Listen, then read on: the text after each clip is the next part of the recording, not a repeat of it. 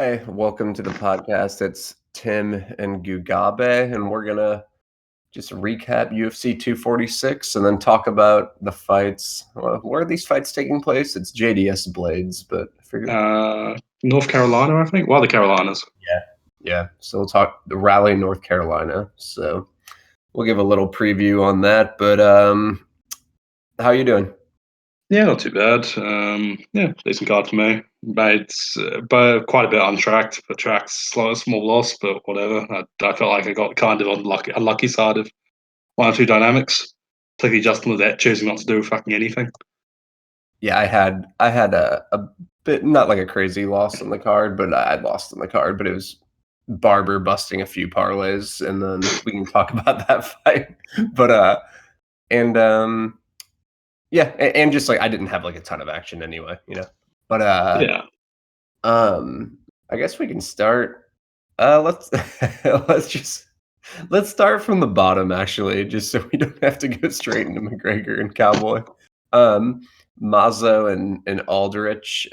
Pretty much what I expected. Kind of I figured it would be a split. I saw some people claiming Aldrich got robbed, but I disagree. I think it was just a classic split decision, personally. But Media seemed to lean of Aldrich. I didn't really have a strong opinion on it, but like media was majority Aldrich, so I guess I'd prefer the media person won it just because predictability, I guess. But like, it wasn't outrageous robbery. Really, I think it's what we said pre-fight, where Aldrich would probably have the volume edge, but Marzo, because of the kicks, would probably have the damage / high variance edge. Yeah, it looks like that's kind of what played out. Yeah, it looked like the media was like 60-40 Aldrich. I mean, which is kind of like split territory, you know? It's like definitely. It was one of those classics where I thought Aldrich probably edged out rounds 1 and 2, but Mazzo got the dominant round. So it's like Mazzo dominated round 3. So it was kind of a classic, you know, Mazzo did enough to keep a couple rounds close and then got the clear round. So I'm fine with her getting the split, but like I can see how Aldrich could get it too. Like that wasn't a robbery in my opinion, but it was just kind of a close fight. But yeah, especially those ones where like Marzo had 100% rounds, so I just needed to pick up one of two 40% rounds. Exactly. Yeah. And that's kind of how I saw it going into the decision too. I thought Mazzo was probably going to get it, but Mazzo actually did outlander on the numbers, but a lot of it was just kind of kicks, you know. And Aldrich kind of landed the more precise shots, especially with her left hand in the first couple rounds. But then Mazzo honestly took over in the clinch in the third round. So yeah, betting wise, I don't really think there was a correct side for that one. yeah, minus 110 was pretty much the correct line. You had kind of coin flip odds. You got a coin flip. Yeah, it was definitely a coin flip. I'm seeing some people very mad that Aldrich lost and saying that she got robbed and was the correct side, and other people saying Marzo's correct side. But honestly, I do not think there was a correct side. Yeah, the whole fight back and forth. Money got pretty much shit happened. Exactly. Speaking, man, Alexa Kammer and Justin Ledet, weird fight. I was an objective observer on this because I had no action, and it was kind of a thing where it looked like a pretty competitive fight where Ledet was just kind of not doing shit, and he was kind of just not being urgent in situations where he probably could have been. So yeah. Yeah, pretty much. Like Ledet probably had the effectiveness edge, but also threw a bit less strikes.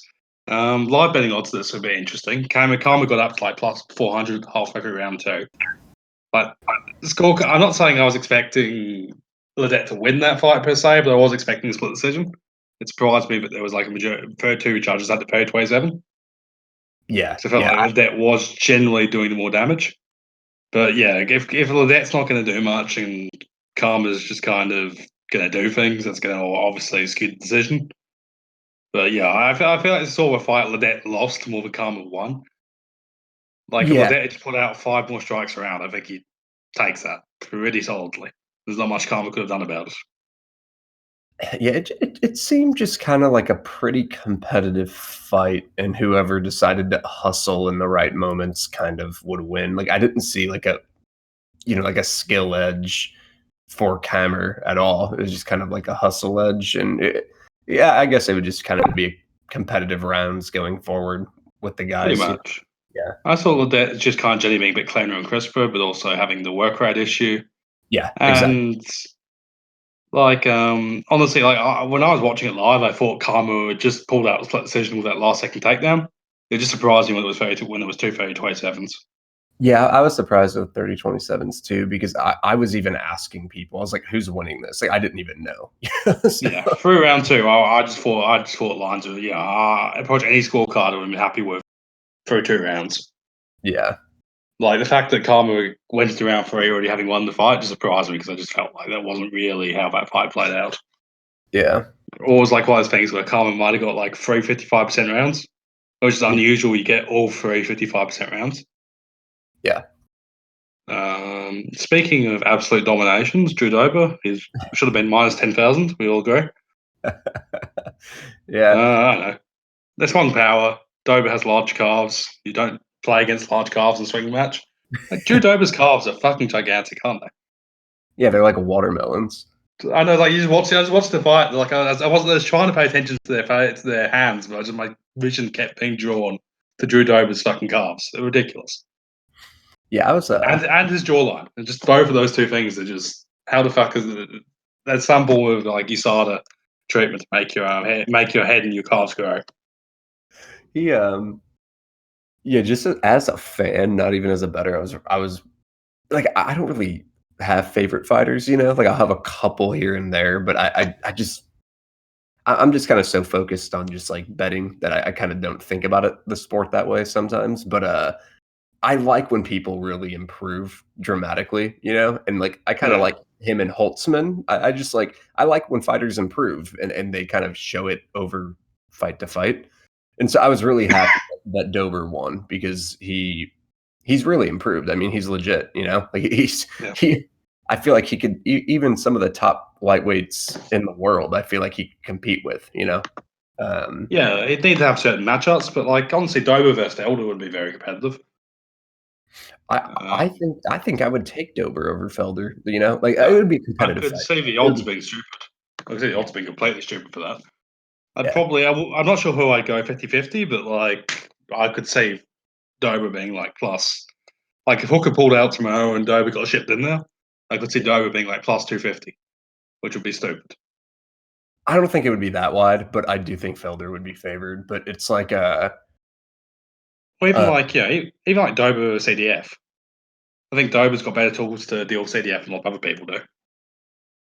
yeah, I do think CDF would probably outgrapple him, but it would be like, yeah, like I mean, Dober's just tough, man. It's one of those things, but also I want to be like very clear.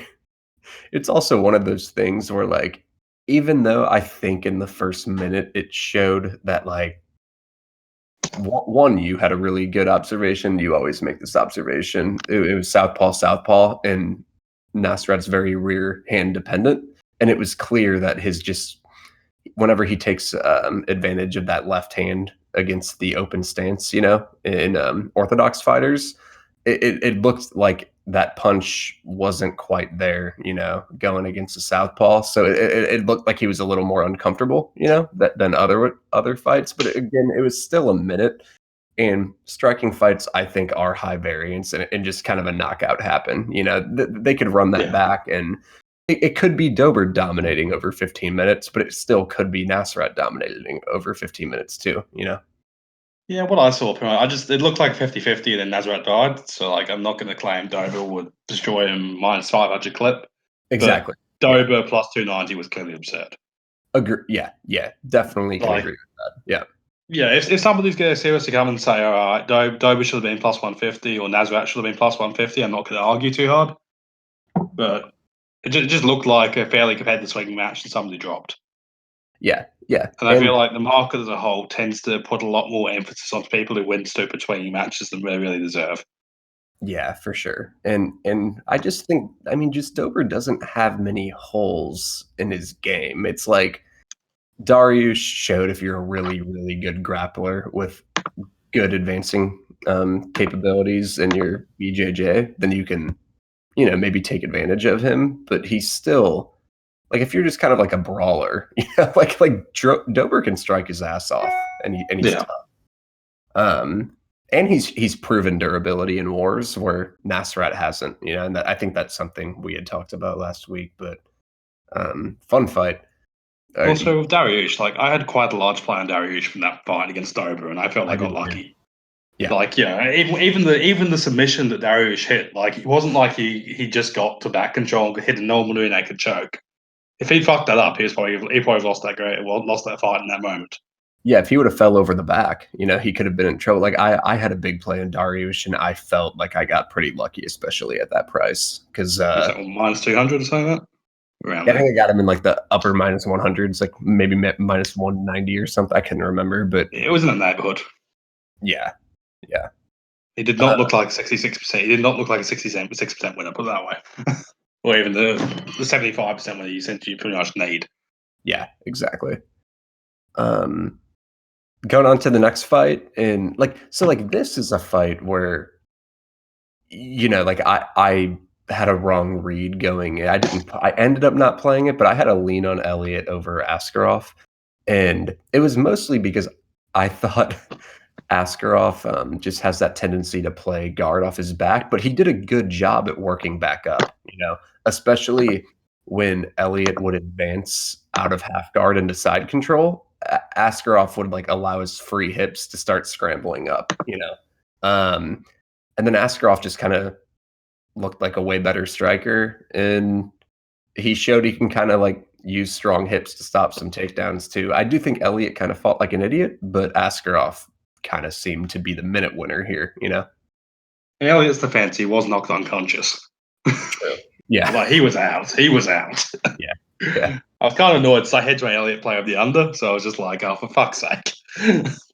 Yeah. I do feel like if Elliott hadn't got knocked the fuck out, the dynamic might have played out a bit differently. What we saw in the second round didn't seem, it was kind of what I was expecting for the fight. Elliott would just kind of press onto him. But yeah, pretty much. Askarov looked good. His cardio issues from the Moreno fight weren't there. Possibly it was altitude related. Elliott drives a hell of a pace. Even when he got knocked the fuck out, he kept coming.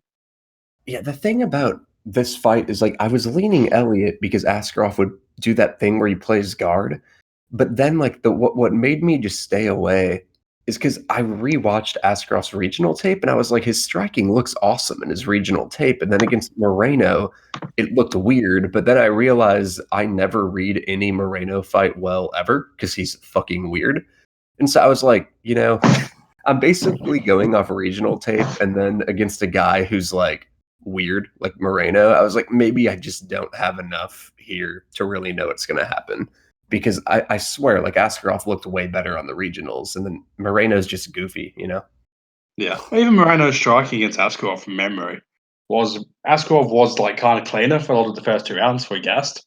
He just kept getting dropped.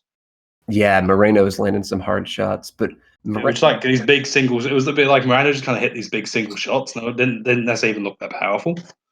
So it's just one of those things. It just could have been Askarov had a bad chin day or something. Yeah, I just used to think Moreno sucked, and then now I'm kind of maybe he's, he obviously had a couple good performances now, so I'm not going to mess with him anymore. And his cardio issues seem to randomly disappear, and he can even throw output now. So I'm just never going to fuck around with Moreno again, or try to get too cute with it. But yeah, Moreno should USADA should be parked outside of Moreno's gym with the EPO testing kit, in my opinion. Yeah. He's gone from being a cardio liability to being Max Holloway. So when that happens, you kind of go raise. It has to raise an eyebrow for somebody. Yeah, I mean, he pretty much had no cardio. I know Pantoja is on another level compared to some of the guys he's been fighting, but he pretty much showed he had no chance against Pantoja in a year and a half ago, and then he goes outside of the UFC and he comes back and he's like the Terminator, Yeah, he just ridiculous. He just comes fuck forward. Even against Sergio Pettis, he gassed badly in that one. Yeah, he got styled on.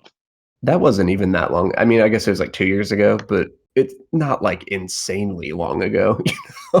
Yeah, and usually cardio is something that's fairly consistent. Yeah. You don't tend to just suddenly develop god cardio. And it's not like he's changed his approach that much. Like he's still doing Moreno things. He does them a lot longer. You'll see It's not cardio like he's suddenly. you'll see cardio improve like fight to fight, maybe like a progression where his was just like better the next fight. Like it went from like a C minus to like an A. Yeah, like it's one thing C minus to C, all right. C minus to A, what the fuck?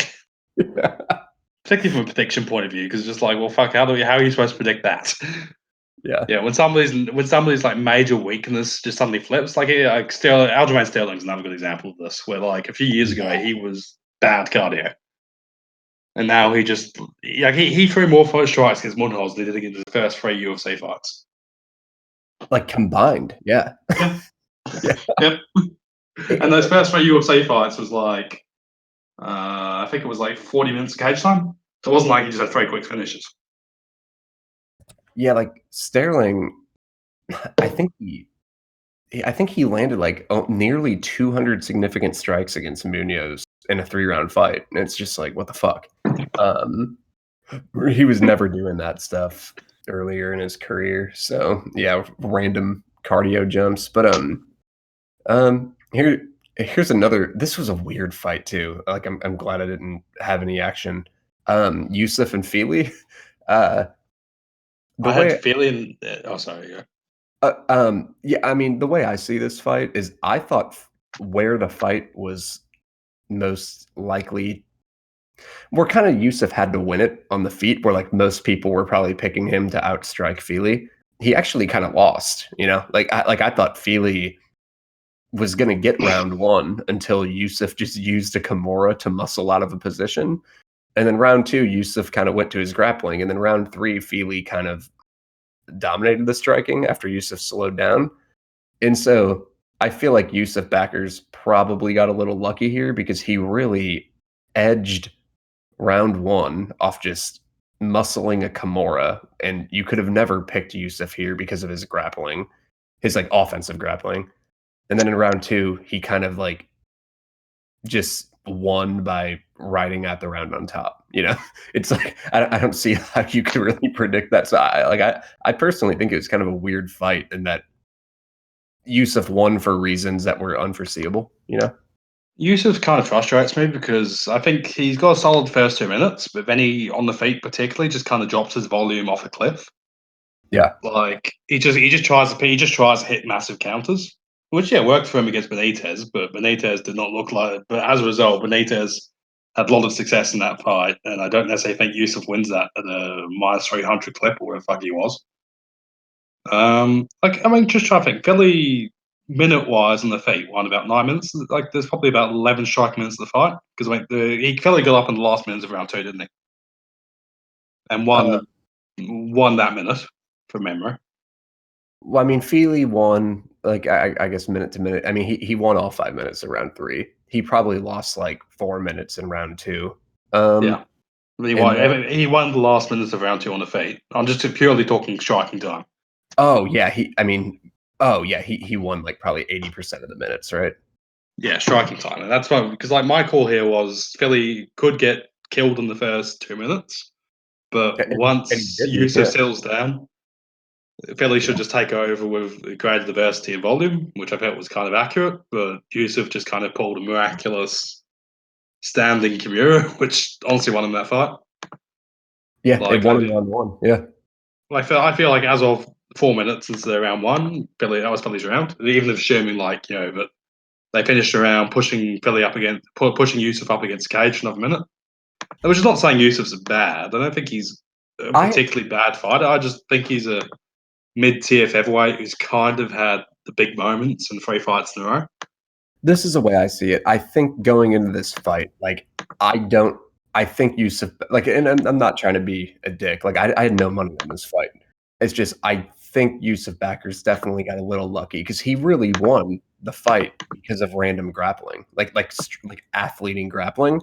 But I do think just like we learned a lot about Yusuf in this fight is that he's a pretty good striker, early in the fight, and that he can offensively grapple, which is good. Like he showed competence in grappling for sure because he's big, strong, athletic, and he at least was making good decisions positionally, like using good head position to stay on top and things like that. So it showed he has other ways to win a fight, but at the same time, he still does slow down. And if someone who maybe has better get-ups can kind of just keep, and better grappling than Feely can kind of just not get knocked out early, they're probably going to win. That's the way I see it, Yeah, I just think that Yusuf has kind of come off 3 straight fights in which he probably is 50-50 to win them. And like, it's one of these things where people will just see somebody winning a coin flip 3 times in a row, assume that they're a class above their competition when they're not.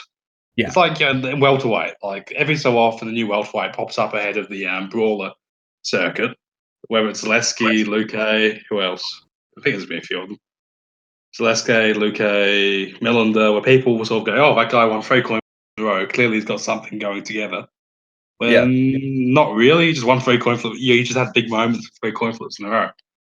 Yeah, exactly. Like I think that's a good way to put it too. It's like those 3 fights, he can win those fights. Moraes, Benitez, and Feely. But it's like Moraes, he was kind of like on his way to maybe losing round 3 and just kind of hurt him. Benitez, they were both dropping each other, and then Benitez happened to go out, and then Feely, it was just like he kind of athleted a moment in round 1, and then he randomly just he earned round 2, but with that. Oh, definitely. Yeah. But still, like he just happened to have those big moments, like you're saying. I think the listeners probably understand what we're saying, and I do like that is good though for Yusuf to show that he's competent in the grappling and can even like win rounds on top, But I don't think he's like the striker people think either, especially because he can kind of get tired, He's a plus athlete, and like I don't think it's to say tiredness. I think it's just he kind of seems to run out of ideas.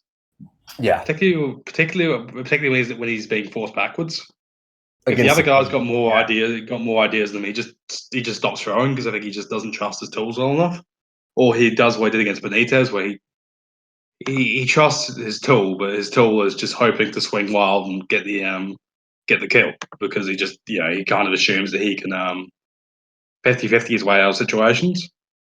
Yeah, he's got some really fast hooks, and he's got some good hooks, and he can blitz forward, and he's got some good low kicks. But like other than that, that's kind of what he does. He kind of throws some hooks, he'll throw some low kicks, and then like kind of repeat, and then he'll kind of back up against the cage, and then kind of look to explode, and he kind of just does that over and over, Like, to be frank, I'll probably be fighting him again in his next fight, just because he'll probably be a bit too big of a favourite for what he is.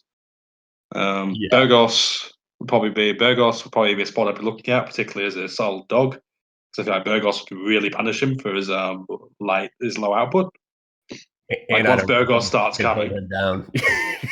Yeah. Emmett, Yusuf will just be a meme fest. Yeah. Like somebody would just die after 7 minutes, but good luck predicting who it would be. Yusuf would have to put Burgos away early, which is possible, but after that, I think even like Calvin Kattar would beat up Yusuf for sure. Leg kicks, so true. Kattar does not like leg kicks. Like Yusuf doesn't necessarily calf kick as consistently as people thought he would, but I also think Kattar is just very vulnerable to that. Even Stevens. I still feel like if Kattar got out of I still feel like Kattar would have success in round 2 and 3 though. Like Cater's got some really good cardio. And if he pressures hard and is very accurate. And if Yusuf's confidence ever sort of faded or he started going backwards, I think he does try to stop throwing leg kicks. It just seems he only really leg kicks going forward. Even a guy like Stevens would be interesting, but I think Stevens might be losing a bit of durability. Yeah, but like if you give me Yusuf like minus, like I can imagine 4 months from now, Stevens Yusuf, where Stevens is like plus 180, would not shock me. Yeah.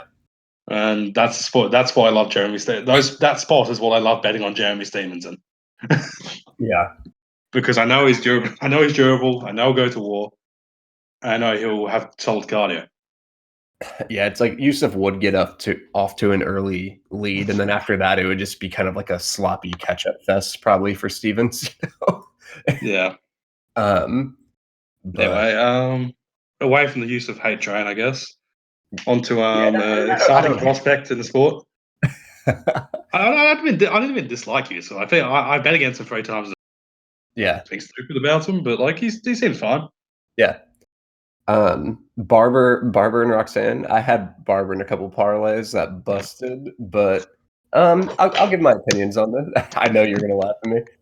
I'll give my opinions. I think I've seen some like comments I disagree with on both sides. First, I think her camp came out and said she tore her ACL early in round one, which I didn't see upon a rewatch. I think it was just it was definitely early in round two though, like the first like exchange in round two, and so I think that's wrong, And so I think Yep. in round one, what like Roxanne definitely showed she was extremely live, considering Barber had trouble with the get ups, Yeah.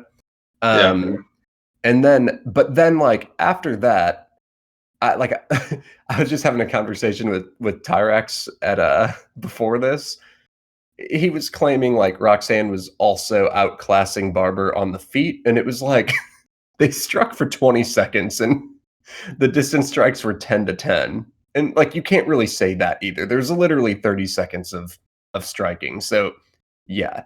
And then I still would want to see the fight happen with no knee injury too. So it's kind of like I think Roxanne definitely showed obviously that she's live just because of the Barber get-ups, but at the same time, I still want to see if she can consistently take Barber down, because if you watch the beginning of round two, that jab that jab and like that Barber knee explosion, the jab actually didn't land. I thought it did, but if you rewatch it, it was like, no, it was just Barber's knee went out. Yeah. So that's the kind of way I see it. I mean, obviously, if someone has a torn ACL for 2 rounds, it's kind of like hard to see every exchange, and know exactly how it will go. But Barber's get up issues are definitely like gonna be a thing if she consistently gets taken down. Yeah, I honestly like I only watched the last round of this because I went to get breakfast. And I had nothing on it, so I Uh, just it's just yeah. nice to see the MMA gods shitting on people playing -1000s. Yeah, especially in a parlay. Even in a parlay, I'm like, yeah, whatever. Just don't play on one -1000s in MMA. And like I'm happy for Roxanne. She seems like a Oh lovely yeah. person. Just Roxanne beating Macy Barber was just hilarious. Oh, it is hilarious for sure. Yeah. And Macy Barber was mentally weak. Thiago Santos literally had no legs by the time the John Jones fight ended, when he kept coming. I'll defend Barber a little bit there. Like she still reversed position at times in round two and three, even like dead. So Yeah, like she definitely fought through it a little bit, but I mean, it was still like a hilarious occurrence. but she has no target. Thiago Santos. Yeah, That's my standard for everybody. but also John Jones barely threw strikes against Thiago Santos, even when Thiago Santos couldn't walk. Yeah, well, I think we're both looking to play our boy Dominic Hayes, so that should be interesting. Yeah, I need to. Well, Dominic Reyes, sorry, I keep showing he's Brazilian.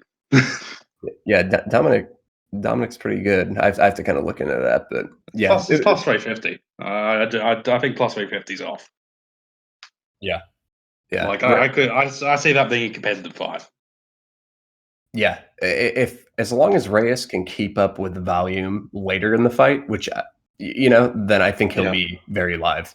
Um, yeah, CDF and Perez, I pretty kind much of what we expected expected. this. Yeah, pretty much. Yeah, CDF is CDF's weird knee lifty thingy was interesting. I Like how liked he it. just kept.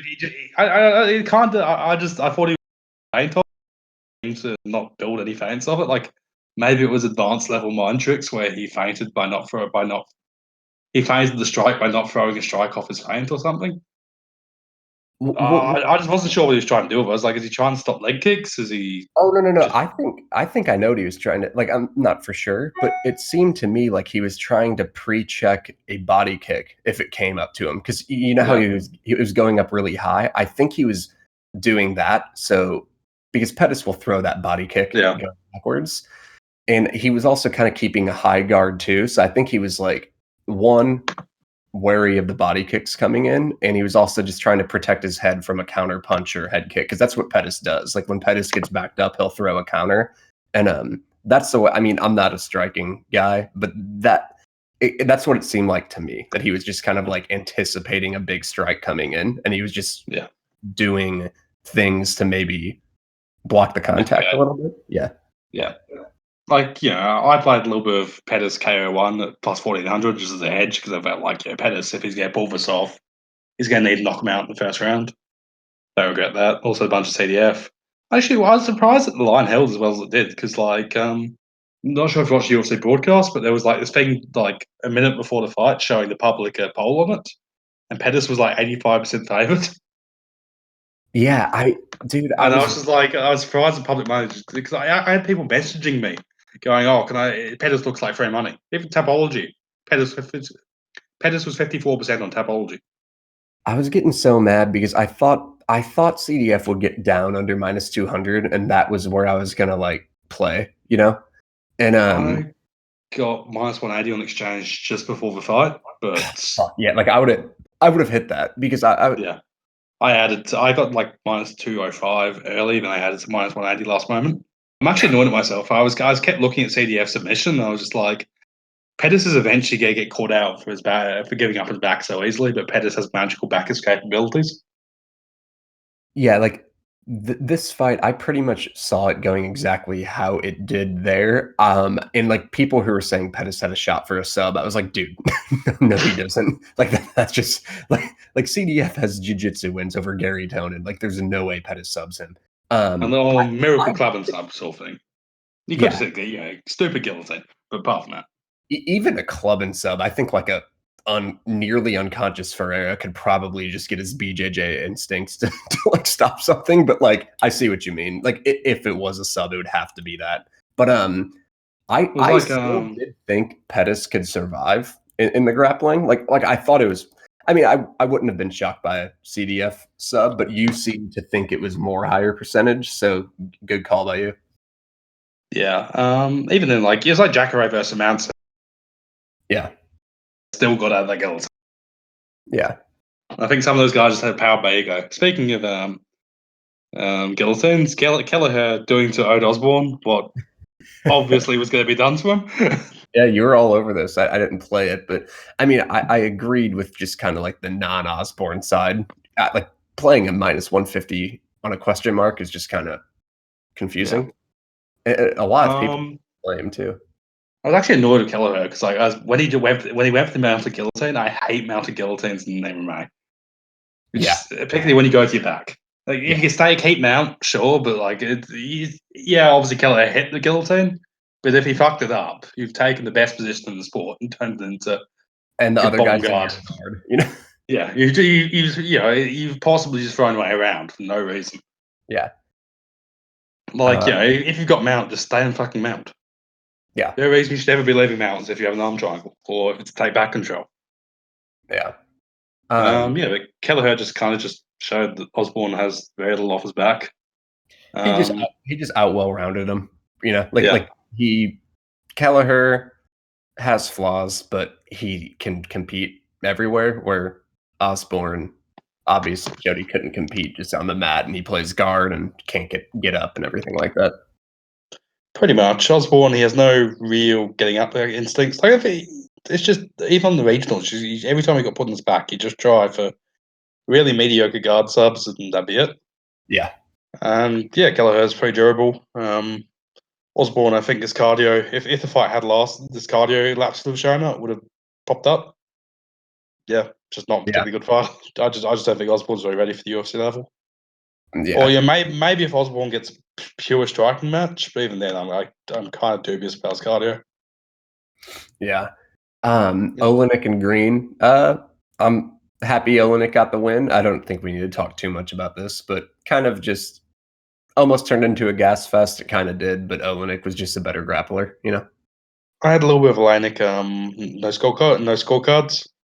I just felt Green would have issues finishing him, or at least I just felt that Atlantic ITD was close to 55, was like close to 50%, and Green ITD was close to like 25%. But yeah. People are probably underrating Olenik's durability just because Harris and Overeem killed them. And I mean, they're definitely different type of hitters in Green, you know? Yeah, they're top 3 hitters of heavyweight. Yeah. Like, yeah, it's really, in terms of just pure massive power, I'd put those two up there with Nagano. Maybe Lewis, maybe Miocic. Like those, it's just those guys finish fights. Yeah. Bobby Screen is noodler. Yeah. Oh God. Holmes. Yeah, Holman Bennington. I was kind of annoyed because I felt I played Pennington because I felt like Pennington would be able to win some of the would be able to win and be busier in the open striking exchanges. And she was, yeah. Yeah. Then Polly Holm just pushed her against the cage. Pretty much. Why was this a co-main event? Like everyone in the world, like you didn't even have to be someone who like watches tape a lot to know this was going to be a boo fest, you know? Like the first fight pretty much was a complete boo fest. I mean, they both landed like 30 something strikes or like low 40s in fight one, and that's what happened here. But I actually thought Holm looks pretty vulnerable in like distance range. You know what I mean? Like I thought Pennington looked better there. It's just she couldn't keep it there because she kept getting clinched up, you know? Holman's pretty much just moved to a phase in her career where striking is now garbage, and she needs to win fights off clinch offense and wrestling. Yeah. Yeah, like she's a big, strong woman, which helps, but she's not very good. I do think if you picked a fight for most likely to go to decision out of any other fight in the UFC, I think it would be. I really think it would maybe be these two. Yeah, because even the guard sub like Ludwig. It's like I don't. Home sub defense is a bit suspect. That'd be my main thing. That's the only thing. Like, because I threw the goes the distance in like a couple parlays too, and it was just the way I saw it was Holm has no shot at a sub, and then them with KOs, they actually land the least amount of head strikes out of like anyone, and they get hit less just in overall strikes, almost less than anyone, you know. And they both like Holm landed 17 head strikes in fight one, and in this fight, I think landed 12. It's like so they don't get hit to the head. Holm can't get a sub. They're both pretty hard to hit and kind of durable. And then it was really just like, can Pennington get a sub? That's really the only way this fight ends outside of like a meme injury, you know? Yeah. Sure. Yeah, let's just move on from this fight. Yeah. As a society, I don't think we need to think about it anymore. Then I remember there was a I remember there was a fight at the end of the card, but it just seemed like pretty. Like honestly, I kind of expected McGregor to, if McGregor was going to win, it was going to be by absolute first round annihilation. So I'm not really impressed. Yeah, it's just yeah, like on the podcast, thought the pre-fight line was off, but I still said like I wouldn't play Cerrone because I still thought McGregor was gonna own round one, whether or not he got the finish, you know. And he kind of just I mean, I think this is just like I think the overreaction to this result is just kind of people not understanding win conditions. You know, it's just McGregor just knocked him out. You know, and that was kind of his win condition. Like even if like I think a good way to illustrate what I'm talking about is like if someone would have could have very well been very competitive. You know, and I know Cerrone doesn't have the durability of Nate Diaz, but if you fight two, McGregor almost knocked out Nate early, and then Nate stuck around, and the fight got super fucking dicey. You know, it's just like that's just kind of how win conditions work. Like if Connor always has in a high probability to end early, but if he doesn't, it can get dicey. And I'm like the way I see it is Askarov showed against Elliott, in my opinion, that he can win that fight very consistently because he's a consistent minute winner. Where McGregor, if this went 25 minutes, he might have not been the minute winner, especially later in the fight, you know. But he could have. Like maybe he doesn't gas, and that whole gassing narrative isn't as bad as people claim. But he very well could have, you know. Yeah, my plan pre-fight was Conor KO1, play Cerrone after 4 minutes live. Yeah. So I didn't get to 4 minutes, so yeah, fair enough. Like I felt like, if Cerrone was still alive after 4 minutes, there'd be a good chance he'd lost the first 4 minutes, meaning his price would probably have gone out to being plus 600, being a really strong price. Yeah. And then he'd be able to sort of build back into it. Yeah. But yeah, what happened? But yeah, Conor just hit his win condition. Yeah, and Um, I'm not like I think Connor's a good fighter, you know, but I do think he's in kind of like, besides maybe bantamweight, I think he's in kind of the realm of the two best weight classes, like that 155-ish range, you know, and yeah, up to 170, where there's definitely some guys who I just don't think he matches up well, you know, like a Masvidal, or, you know, like, I mean, Usman would literally rip his head off, but I still think like I would take Connor over some top 55ers and 70ers too. Like I would take Connor over Tyron. People might disagree, but I think Connor would beat Tyron. Tyron doesn't actively wrestle, and I think Connor would just outbusy him on the feet and outstrike him. But I still think there's guys who match up very well against Connor, and that his line is going to be too close than it should be because of a quick knockout against Cerrone, you know? yeah, agreed. Yeah. I think it's Masvidal or something. Like after that performance, it wouldn't shock me if we got evens on Masvidal McGregor. Yeah, and that's a good Uh, example. Yeah, exactly.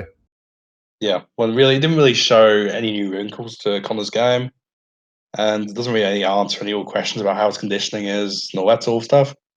Exactly. Which is really what you really you didn't really get anything new about Connor. Like we know he comes out explosively. Right, it looks like he didn't. It looks like he didn't complete. He hasn't completely fallen off physically, but again, that's still possible. It's a thing. Connor sorry didn't land a strike, Yeah. but yeah, I'm kind of underwhelmed by it. Yeah, I'm like not underwhelmed. I'm just whelmed. So, like that. That's pretty much what That was how I saw Cerrone winning that fight. yeah, like I'm not impressed nor unimpressed. I'm just kind of like, yeah, that's what I expected to happen if Connor won, you know? Like I Yeah, expected him to just kind of kill Cerrone right away. But yeah, I just think it's a win condition thing rather than an absolute type of thing. But yeah, like moving on finally to this next card, I'll let you we're going by actually topology order or best fight odds order. I'll do best fight odds order. So McMahon and Landsberg, it's Uh, kind of goofy, uh, and I'm not touching it.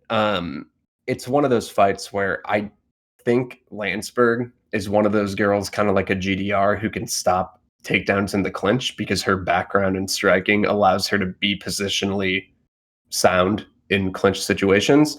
But McMahon will drop for a double leg, you know? And when you go below the waist, it's different type of takedowns. And I tend to think McMahon can get takedowns here and can get success. But at the same time, McMahon is, anytime you get any little bit of success going against her in a fight, whether you fall on top position, you know, or just like land a strike or something, she's a front runner, you know, and she kind of just collapses. So it's kind of a goofy fight.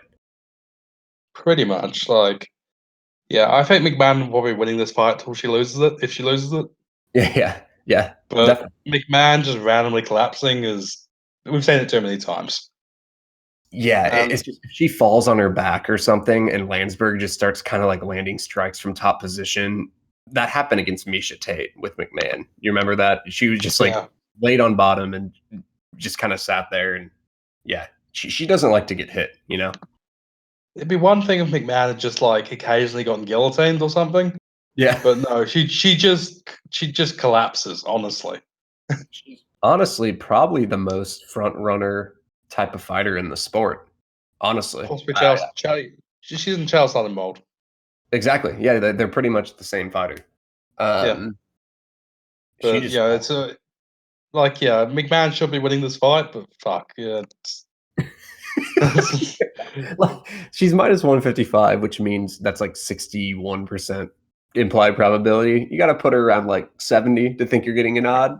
And I don't know. I could see Lansberg winning this fight 30 to 35%, definitely, just because McMahon's a flake. You know, like she And could just also, yeah. McMahon's 39, hasn't fought in 2 years, so that adds to it a little bit.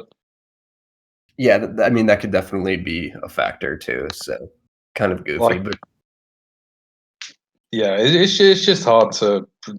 I can't see how anybody can have minus 150 confidence in McMahon. I just can't. Like, yeah, you can play McMahon, and if she does win, she'll probably look quite good and probably look like a hindsight minus 3. yeah, she'll probably But destroy her. Yeah, you also avoided McMahon randomly collapsing. yeah, And like, exactly. I don't usually judge people too much for getting caught, but McMahon collapses. She collapses and then loses like dominant stretches of like a few minutes of a fight, or just gets finished. You know, like Yeah. it's just it's a goofy one. But moving on to a fight that I've done just like low level research on this fight, but I know you're about to go on a tangent, so I'll just kind of light up a cigar and get some popcorn going while you talk about this fight. Burns and Nate Landwehr. I don't know if I said his name right, but Way I see it, Landwehr price is now starting to come down pretty firmly, which is good. Like, I yeah, got plus 100 for most of my action. I'm on for about 3-4 units. Herbert Burns is Gilbert Burns without athleticism. And I feel like if Landwehr gets any form of extended striking period, Burns just gets annihilated. yeah, And Burns isn't really good enough or grapple or vicious enough submission threat to really just insta-tap him. So, like, it's classic grappler versus striker, but I think Nate's a lot better equipped to deal with Herbert's success than Herbert is with Nate's success. Like, Nate pours it the fuck on. He is a strong finisher. He puts up insane pace. He's got great cardio. Herbert Burns' cardio is bad. So I just feels like unless Herbert Burns can just get the first round submission, I just do not see how he wins this with any coherence. yeah. And he's kind of relied quite a bit on guard subs, so that's even worse. Like, most of his wins came in one FC, where just like the other guys just could not grapple whatsoever. And like, yeah, Landwehr's not an incredible grappler, but he's also not awful. He's not an awful one. Yeah, I kind of like I need to look more at Burns's fights that play out. You know, I just saw kind of like a quick random weird subs happen. Um, and then I kind of like looked at Landwehr, and he kind of just seems like a brawler who kind of seems competent everywhere, not like great anywhere at all. But yeah. So like I mean, I don't really have much to add. So Yeah, just Herbert Burns is kind of guard sub. It's kind of guard sub reliant at this point. There's the 2-1 FC losses he had where he just kind of got completely controlled by somebody who's willing to just hang out in his guard and not do anything stupid. yeah, I think that this guy is. I think that Landwehr's capable of doing that, and yeah, I just don't see him having much fun with the. I just don't think Herbert Burns is UFC caliber. it's funny just from like a generality type of observation. It's like Landwehr and Burns, they're almost even money, and Burns has that name, so that means Landwehr. Like if Herbert Burns' name was, I don't know, like John Doe, If it was Landwehr would Felipe probably be like Colares, 300, right? if it was Felipe Colares, Landwehr would be like minus 300. Yeah, like if you switch the names, yeah, yeah, Honestly, if you took Herbert Burns out of his fight and put him against Montel Jack, he probably would be like plus 200. It yeah, was a very similar dynamic. yeah. Not I necessarily agree with plus 465 for Colares, but yeah, Landwehr should just pour a ton of fucking striking offense on him and kill him. I just don't see how Burns could survive any real Landwehr success. And I don't think Burns' grappling is good enough. He can just consistently hit that sub one he needs. Yeah. Like Landwehr is at least a 70% favorite, in my opinion. Yeah, I'll look into it. This and the next fight are the two that I just haven't done that much research on, which is Johns and Gravely. After that, I've taped pretty heavy. But Johns and Gravely, I haven't. I watched Gravely's Contender Series fight. He just kind of seems like a wrestler, right? And yeah. Yeah. So I don't know. Do you have strong opinions here? I have to keep looking into this one. My knee jerk was Johns because like Johns is coming off a high level competition. Then again, I kind of Johns is a UK wrestler. It's a Euro wrestler, and Euro wrestler versus real wrestler is always not a good. It rarely ends well. That's never a good thing. The line I like here is actually go distance. That's minus 145. I do not get that. GTD should be like minus 300 in my opinion. Like Johns is otherworldly tough. Like he took fucking beatings against Sterling and Munoz. And Gravely just kind of he's a regional grappling finisher, but he's not like an elite grappling finisher. He just beats regional people who gas and can't wrestle, and who gas and can't wrestle. Johns has grappling chops too, right? Like other than wrestling too, right?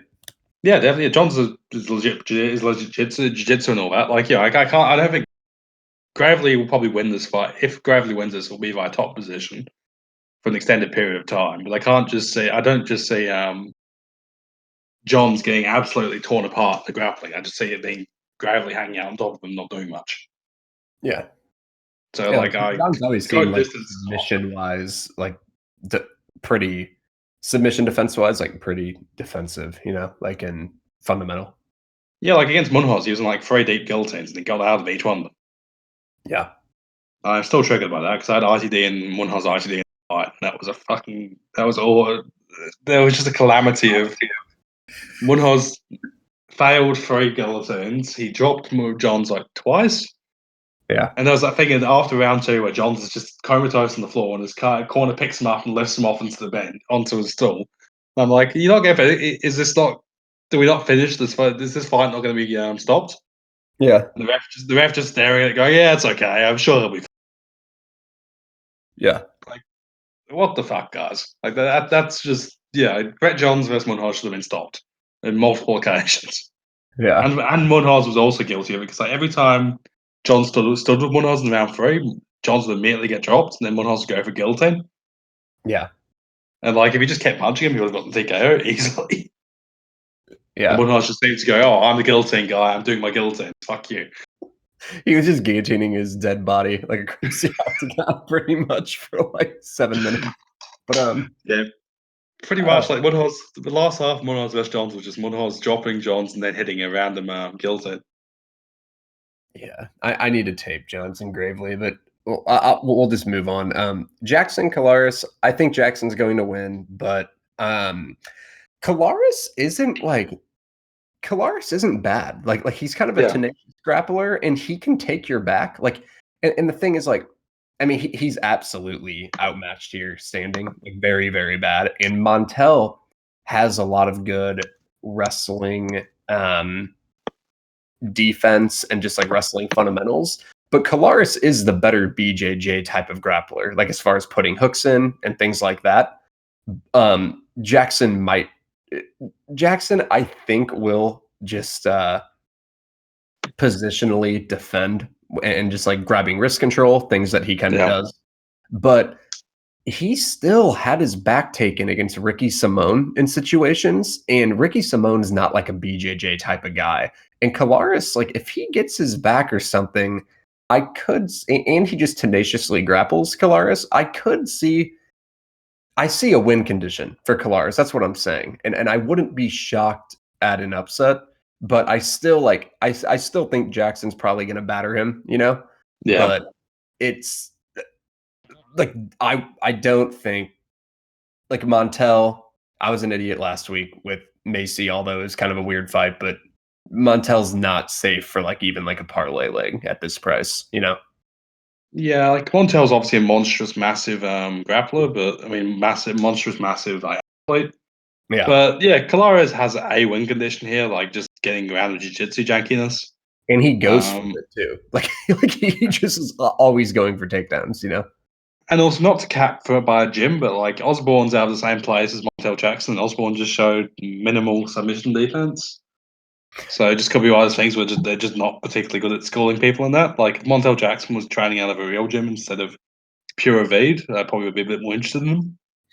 Yeah, like Like he'll have a Montel. bunch of success because he's gigantic and athletic. Like, I don't think he's going to be bad, but I tend to think he'll stop a lot of the clinch takedowns and things just because like Montel comes from a Greco-Roman wrestling pedigree. Like he was actually like an alternate, I think, on the U.S. national team. I don't pay attention to Greco like I do freestyle because Greco is for losers. But I'm just having fun with that, by the way. But I just think freestyle is like more real wrestling because you can actually shoot below the waist. But Montel, I tend to think he can probably just fundamentally defend, but it's just if Colares just in a random exchange gets a back or something, it can get interesting because I've seen Montel's been mounted and used wrist control from mount to get back up. And it's like I don't know if that will work if Colares gets your back, like or like a dominant position. It can just get scary. yeah, it's just Especially for this. also there are enough question marks about Jackson just generally, like cardio, work rate, yada yada. But he just minus costing the minus 600 barrier is always, come on, Agreed. like For sure. minus 300 here. I'd be if it's just minus 300 plus 250, I'd be fine with that. Yeah. I'm not probably not going to play Colares. Might put a small pop on Colares sub if it ends up being plus 900. Yeah. No. Um, Yeah. yeah, I just come on, like Jackson, like you can't have that guy. Like obviously Montel Jackson's massive in the athletic prospect, but you And got he's to good. Like Montel's be pretty more. good too. Yeah. Yeah, But yeah, I think we both are kind of saying the same thing. It's just Montel should win, but don't risk that on a parlay or anything. Pudilova and Kish, I don't really care to be real. no, Look, Pudilova's tough, throws up a lot of strikes, but she has I don't know. She has like holes too. I don't really give a fuck about this fight. Do you have anything to say about it? not really. I think Kish will probably win just by being busier. Um, You think Kish? but yeah, but like not like I mean, sorry, Pudilov probably win by being busier, but also Pudilov gets hit a fuck ton. So And she just whatever. like ends up on her back and is just kind Yeah, of it's just what I don't give a fuck about this fight. Um, like Lewis should murder Townsend in my opinion. Like I actually think Lewis should be a bigger favorite than Jackson. You know, yeah, like this is the way I see about individually on these fighters. Like I think Townsend awful, and I'm not trying to be disrespectful. It's just he doesn't have skills. Like he can't to win fights. He can't offensively grapple at all. And then his striking is just kind of like he doesn't move his feet, and he kind of will randomly throw a head kick here and there, and that's it. He doesn't really do anything. Um, I actually think Lewis has had two decent performances where he was kind of murdering Hall and just got yeah, caught with a very athletic, fast blitz, and his stats show it too. But then Darren Stewart's tough as fuck, and Lewis yeah. was pretty competitive with him. Um, and I mean Townsend got pretty much murdered by Dolce, and we all know our opinion on Dolce. I like Good. Yeah, like I think Lewis wins this like 9 out of 10 type of shit personally, but Like I no. think we all understand that John Jones is going to take a dive against Dominic Reyes just so he doesn't have to get defeated by Delcha. Yeah, for sure. Yeah. The funny the Quantum Townsend thing, like I did tape and like the main thing I noticed on tape was him randomly knocking down Jamal Hill in our next fights, but that was a crazy mess. um, Like yeah, Lewis actually looks pretty. Like I think Lewis Lewis. against Hall looked legit. Like Hall just miracled that. Yeah, and then Stewart is just kind of a thing where, like, I think everyone looks bad against Stewart whenever he's coming forward, throwing bombs and pressuring, you know? It's Yeah, just but, like, I mean, look at Edmund Shabazian. Shabazian wanted nothing to do with the feet, you know? Like, with yeah, Stewart, he was petrified. And, yeah. so I can, like, forgive anyone who looks hesitant against Stewart, and then Lewis looked really good in all of his Contender Series and regional fights, and he looked awesome against Hall. He beat the fuck out of on like, you know, he looked minus I, 300 versus Hall and then just got knocked out. honestly, I think Stewart's actually got a very good chance of ending up being like top 10 middleweight by the end of the year. Like Yeah, Stewart is, he's ridiculously explosive now. Yeah, it goes a long way. And now he he seems to have developed enough counter grappling. yeah. He's He's like low he's not great volume. at it, but it's enough.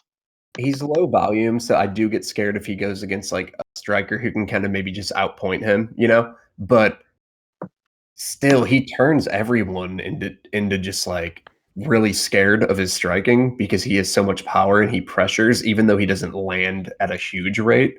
But then his counter grappling's legit. Like, his get-ups have been very, very for a long time. Um, but yeah, Yeah, and Lewis should just outclass like, Lewis is way better everywhere. Townsend needs a flash KO, pretty much. pretty much. Yeah, like Lewis should be fairly safe. Should be fairly safe, but yeah, fuck minus 400. Yeah, Um, Stosic and speaking Townsend of are speaking of our boy Jamal Hill, this uh, all right, before Gugabe talks about playing Stosic, I just wanna warn everyone to not play this fight in general. It's fucking the clearest stay away that I've ever seen in my entire life. But I know Gugabe is gonna talk about playing Stosic here. Just uh, don't play I the the, guy. Just don't do it. Don't do it. the props haven't opened yet. But I was thinking Stojic no scorecards. It's not anything close to Evans. Just don't. I think Stojic is a lot better put together as a fighter. I don't even. This is like the one time I'll say I don't even care about price for any single play on this fight. I don't even care if someone's randomly minus 400. Just don't fucking touch the fight. It's a fucking shit show. Look, I think Stosic will throw 20 strikes in this fight. Oh Those 20 no. strikes will be better than anything Jamal Hill has done his entire career. And then when it goes to the decision, and Stosic makes confused faces. Dude, this fight's a fucking mess, man. It's gonna be Stosic like having like a 30-second blitz of activity and then he'll stare at Jamal Hill for 4 minutes and Jamal Hill will like get ahead on the scorecards by striking. And then after Jamal starts pulling away, Stosic might land a random takedown, like maybe randomly take a part of a round. It's just a fucking shit show. Like, fuck this fight, dude. Let's move on. I do like that Stosic has been training. Apparently, Stosic is training at Colorado with Curtis Blaydes and all that. So if they can give him their EPO hookup, he might look very good. I, I just can't have a conversation about this fight, but EPO yeah. Stosic would be light heavyweight champions after the Alger. EPS Dosage might just stare at you though and not even use his advantages against you. But Look, honestly, as somebody who almost max bet Stosic over Kennedy Jukwu, like I bet a lot of fights. That's top like 5 meme fights. that was a mess. Like, Like just I even nut shots, but also the fact that like nut shot like how often do you get 2 points deducted in one fight? Like I've seen multiple fights where like there's been like 4 nut shots landed, and the referee never like even approaches taking a point. But no nonsense, Keith Peterson came out and he wanted to deduct some points that fight. it was a, I'm not going to say that Keith Peterson fixed the fight, but look into it. to be fair, at the same time, Stosic also got breaks with all the fouls, so he also benefited from fouls. Like that fight was a fucking mess, and it was a coin flip in my opinion. But like, all right, I don't want to use like my mental capacity for this fight, but to be serious about it, I just think there's red flags for both fighters. Like Hill, contender series guy, we've seen this before. He looks like he doesn't really know how to grapple on regionals. I do think he's busier than Stosic, and he's longer on the feet though. So I see a win condition for him there just by out busying him. I think we can all agree that could happen. And then He also has no defense. yeah, Not at all. but if Stosic isn't throwing strikes, it doesn't matter. But Stosic could land some leg kicks, land some occasional strikes, and get some takedowns here and there. So I think both guys have a clear win condition. I don't think anyone should play this fight. That's kind of the way I see it. Again, Stosic, no scorecards, lock. I knew you just have an attraction to talk about Stosic fights for like an hour. So I knew that coming in. So I just had to like laugh while we're, at the beginning of this conversation about him. But let's move the fuck on. Hill and Cifers. I think the price is probably about right. Hill will probably be a little busier. She might hit a little harder. A little more proven against legit competition. But it's still a women's striking fight. Shit can happen. Yeah, pretty much. I don't see why I'm moving away from our Stosic programming for this, but yeah, Hill should edge a close decision, slightly busier. Not much else to say, really. But I did actually like what she was doing against Carnelossi, but Carnelossi fairly low, and she still managed to drop that round to Carnelossi because Carnelossi was missing massive amounts of her wild flurries, and the judges are all about wild flurries. Yeah, even if they don't land. Yeah, like I'm fine with Hill being a bit of a favorite. Like I'd put her 6, 7 out of 10. It's kind of where she's at. Don't really care. Perez and Espinosa. I think Perez has more depth to his game. He'll land some takedowns. He can keep a high volume of strikes on the feet at times. But Espinosa, I've never really seen people dominate him with any wrestling, and Yeah. he's pretty athletic and fast and can strike. So I could see him competing for sure. I'm not loving either side of the line, I guess is Pretty much. yeah. Feels about right. Yeah. Espinosa randomly Espinosa's loss against Chanel was just weird. I still think it was a club and sub. Like somehow Schnell clips Espinosa in the back of the head or in the neck or something as Yeah. Espinosa goes to the takedown and Espinosa just goes limp. So like Yeah. I'm not gonna I bet on Schnell against Espinosa, but I didn't really that fight was just kind of weird. It was very And Espinosa beat Shelton because Shelton decided not to throw strikes the majority of that fight. yeah. Like Shelton just got out hustled. Like if whenever Shelton was actually doing things, he looked good, but he just didn't do enough. So I think Alex Perez should be a level above Espinosa, but yeah, I don't think that there's a reason to play him minus 250. Yeah, agreed. I think he'll win though, but it's kind of just Minus 250 is about right. Like that's my call. yeah. Chiesa and RDA. I'm gonna look into the grappling exchanges here. I mean, obviously we all know these guys. I think the line's too wide. I want to look in, like I could just see.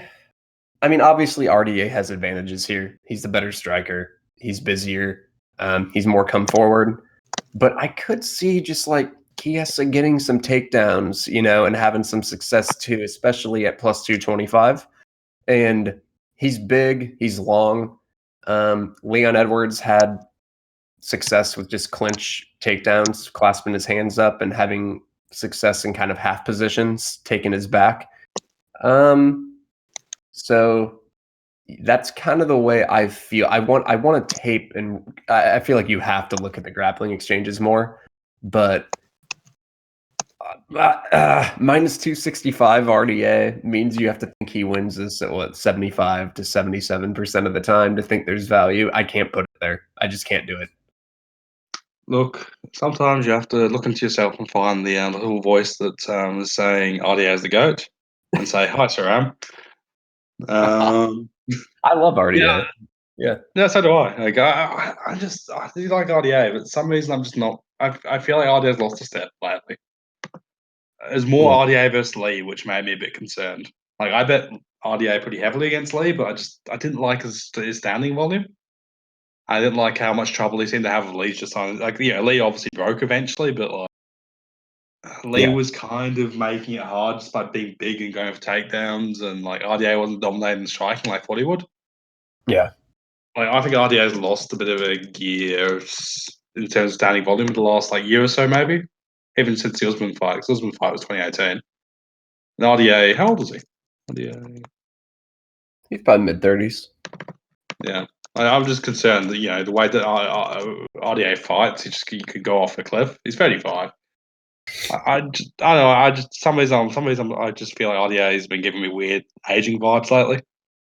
So it's kind of like pass. Like if this was peak RDA, if I could be sure best of it, I'd play even this. I think he's worth even this price. On the other hand, Chiesa's kind of game is formless and stupid. What's Yeah. RTD? Fight ends RTD at plus 120 is not bad. It's just if like, would you be shocked if Chiesa used physicality and grappling tenacity to edge a couple rounds? I don't think it's impossible, you know. Yeah, 'cause Um, it would essentially be a sloppy version of the It'd be have to be a sloppy version of the what you call 'em? Fight Covington fight. yeah, Like yeah. yeah, is Kaz? I think Kaz is almost a bigger dude than Covington. Like Covington's not mad. Kaz was a massive lightweight. Chiesa's huge, dude. He's like, Yeah, isn't yeah. Kaz is 5 centimeters taller than Covington. how tall is he? 185. Oh, I mean 6'1". Yeah, yeah. He's Like big. Americans. Yeah. And Colby is 5'10". Like yeah. Kaz is longer and taller than Colby. Sorry that I don't know centimeters. But yeah, like Chiesa's big. Yeah. He Like tenaciously tackles. I think he's alive here personally, but yeah. I mean, he's at disadvantages too. It's weird because like Chiesa still lost to fucking Anthony Pettis. Like Yeah. that should be. I I played Chiesa versus Pettis in that fight, and I still just like don't know what the fuck happened. I believe Chiesa breaks his foot or does something. There's like a moment in round one, Yeah, right? He takes a back step and he just had this like weird He just loses a lot of foot speed. I need to I, find out the gift of it. I feel like the Chiesa does something to either his foot or his legs or something. Like I was in Pettis RTD there because I just felt Chiesa's style just welcomes finishes. Either he does it or they do it because he's so defensively open. yeah, I've been low on Pettis for a very long time. And but like I Memory just my I memory I, my I play just there was what's up? my play on Pettis versus Kaz was NTD Kaz KO at like plus 1400 and Pettis sub at like plus 700. Yeah, I just felt like Chiesa sub was plus 200, and I was just like, I don't think Chiesa sub should be plus 200. I think it's fine going for a Pettis prop or something, but playing his money line when he just can't win rounds is just, and he doesn't throw strikes. Like I don't know. I mean, he definitely can sub people and land some big shots, but I would take Chiesa at even money, like it was in that fight every time against Pettis, and I think it was just kind of a weird thing, just because like I'm gonna take the guy who can just. I mean, we kind of saw it with Ferrer. I know Ferrer is better than Chiesa as a grappler, but someone who can tenaciously grapple Pettis can fuck him, you know? Yeah. But yeah, like I want to look a little more into it. But Blaydes and JDS, I think Blaydes, just with his takedown volume and just kind of like, youth should probably win. But it's weird because JDS has never really been like grappled much in the UFC besides Cain Yeah. Velasquez, but that is a different style of wrestling. Like Cain will kind of Yeah. clinch you up and just wear on you, where Blaydes is like a blast double, you know? Yeah. So like You know what I like? I wouldn't be shocked if JDS sprawl and brawled either, but yeah, I think you can do it consistently. Blaydes here though. Yeah, Blaydes are so hittable. For sure. Yeah, what I like here is GTD. GTD is plus 260. Over is probably going to be 1 or around evens. It starts round 3. I think that'll be the play. I could see this fight playing out for sure. No, I think this goes over quite a lot. Like Blaydes isn't much of a top control finisher, and yeah, man, Blaydes is also have world detail, very very durable on the feet. So yeah, I think there's a good chance this goes over. I'm kind of expecting a fairly boring, depressing 50-44 Blaydes sort of thing. Yeah, it could happen. I'm interested to see what the overs are. I didn't realize that it doesn't go to decisions minus 380. I'll see what the overs are. I could just see this like being Blaydes getting some, some clinching, some takedowns occasionally, and I could even just see them staring at each other on the feet, and if Blaydes can't get the takedowns right away, and him not wanting to engage. So yeah, I see what you're saying, but this card's kind of a mess. Just going by historical sort of line equivalency, GTD plus 260 usually means the over's about over 2 or over 1.5. 5 rounders, so yeah, I'm happy with that. Like, well, I wouldn't necessarily want a deep over because, like, I feel Blaydes could just kill him in the end because JDS just gets tired. But I feel like there's a very good chance if over 1.5 is evens, I'll take that all day. For sure, absolutely, I would too. Well, like if Steven starts round 2 with something like minus 150 or something like that. Yeah, I could see I usually play Blaydes over. Just the way I see Blaydes as a fighter. Hasn't really got much of a finishing toolkit. And I feel like JDS will be able to defend some takedowns early anyway, to where if he gets finished, I think it might be like if he gets worn down later type of thing, or worn down later. But yeah. Yeah, that's pretty much where I got to as far as logic said. So that's about the card. What's after this one? Jones Reyes. Also interesting. Yeah. The card after Jones Reyes is the fight where I honestly might have I mean the odds aren't out yet. I'm not gonna specifically talk about the fights, but there's 7 money lines that I'm interested in just going on where I think the lines might fall. But I'm just curious what I was to look what the card is. Just looking. What we got? Yeah, some interesting ones there. Clark, Antikulov could be interesting. De La Rosa, Barella, interesting. Main's a move. Yeah, there's definitely some interesting spots here. There's some really interesting spots. There's a ton.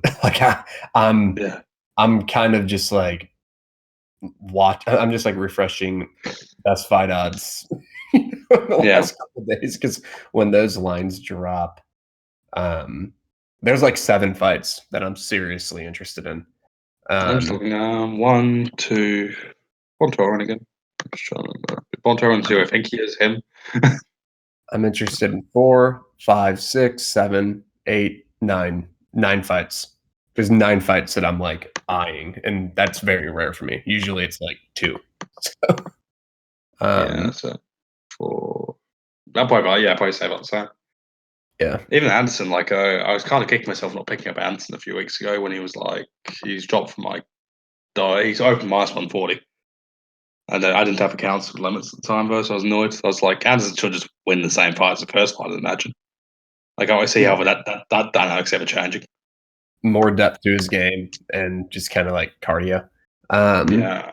And Jan's KO power is being overrated off the Rockhold win. When Jan's not powerful, but he's not a big hitter for light heavyweight. Yeah. Most light heavyweights, if they hang around enough, and they will get KOs. But yeah, Jan's not some beastly hitter. For sure. Anyway, I think that's kind of everything. We'll do another podcast previewing. I think it's Jones Reyes right after that, so we'll do one next week. Yep. But cool. All right, I'll talk to you later, man. All right, see you, man. Have a good one.